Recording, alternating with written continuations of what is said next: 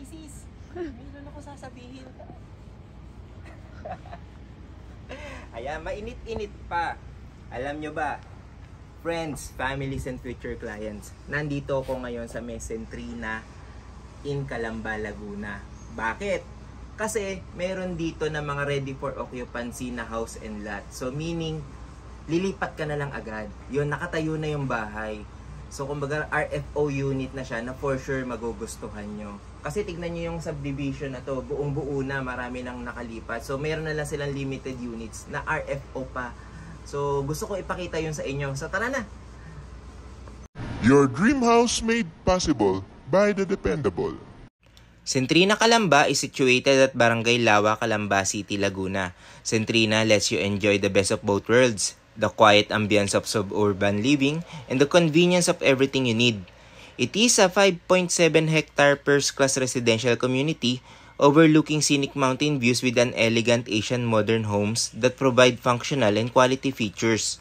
Centrina is approximately just within 2 kilometers away from Liana Supermarket, schools, hospitals, churches, and wet and dry market. Truly, everything you need are all within the comforts of your dream home. Enjoy the comforts of urban living with Centrina Calamba's amenities, clubhouse, infinity pool, kiddie pool, basketball court, landscape parks, and playgrounds.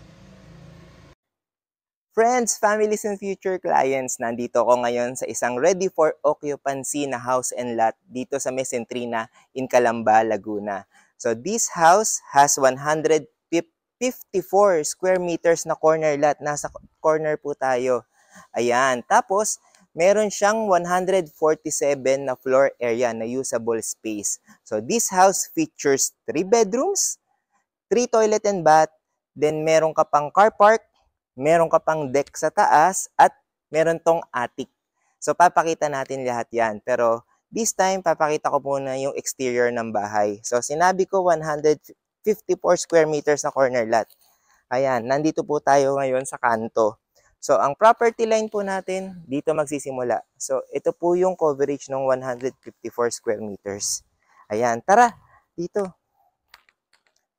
So, ayan, ang laki po ng bahay natin. Then, meron pa tayong space for extension. Kasi, property nyo pa rin po yan. Ayan. Then, titignan po natin yung itsura ng bahay. Ayan. Ang bahay po na design dito sa Centrina is more on modern Asian yung type. So makikita nyo yung they're using earth colors para mapaangat pa, ma-amplify po ba yung kumbaga yung ganda ng bahay. Yan. So punta tayo sa loob. So apology, may mga nakapark na kasi pero ito yung parking area mo. So upon entrance, dito ka magpa-park, tas dito yung main door. Ayan. So, ito na po yung actual na turnover. Kumbaga kapag bibili po kayo, is ito na. Ito na po yung marireceive nyo na deliverables. Complete deliverables po. Meron na siyang tiles, fully painted na.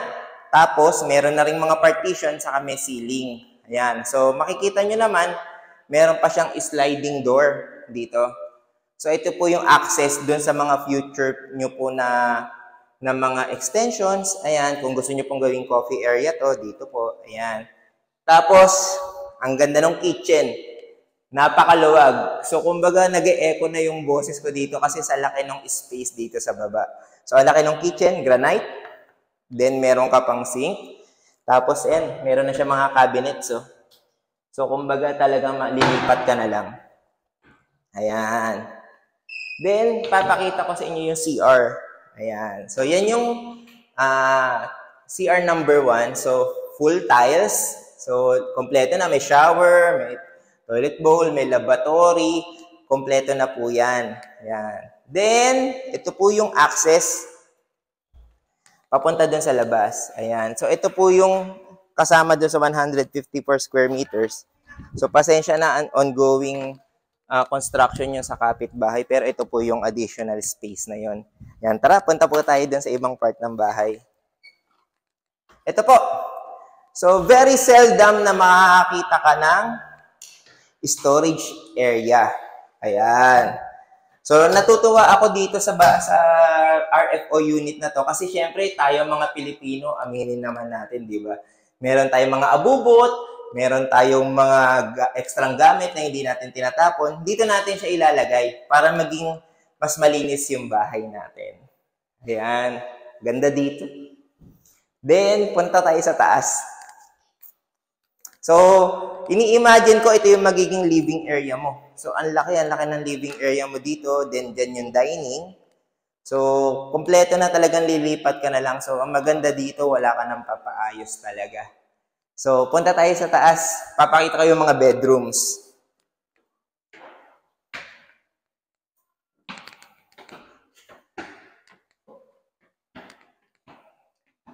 Ayan. So, pagpunta nyo naman dito, ito yung second CR. So, kung ano yung appearance nung first bathroom, ganun din dito.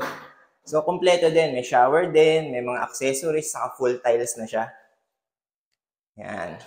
So, this is bedroom number 1. So, saktong-sakto lang. Maganda. So, pwede ito sa mga kids. Double deck. Pwedeng gawin ng room ng baby. Walang maging problema dito. Perfect. Then this is room number 2. Ayan. So, kay ate, kay kuya. Ayan. Tapos, puntahan na natin yung third room. So, makikita nyo ang deliverables niya. Nakabinil na po yung flooring niya. Ayan. So, ito yung master's bedroom. So, ito yung pinakamalaking room sa bahay na to. Ayan. So, maganda na rin yung mga, sliding windows. Maganda yung ventilation. Maganda yung sa lighting. Ito yung third CR niya. Ayan. So, mapapansin nyo. So, full tiles. So, may shower. Kompleto na lahat. Nasa loob ng master's bedroom yung third CR. Ayan. Tapos, puntahan naman natin yung pinaka-deck.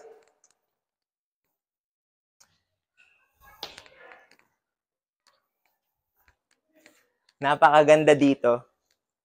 Ayan. So, ang laki ng deck area natin. Diba? Kumbaga, dito mo makikita yung kabuuan ng subdivision. So, dito ka maglalagay ng coffee table mo, dito ka maglo-laundry, dito ka magsasampay. Anything, napaka-usable ng space na to. Pero, ito ang pinakamaganda. Papakita ko sa inyo. Ito. So, meron siyang attic. Yan. So, itong attic na to, tignan nyo naman. So, kumbaga, kung ako ang makakabili ng property na to, ito yung pinaka-best part ng bahay na to. Ito yung attic. Ayan. So, kumbaga, itong isang buong area na to, napakalaki ng space.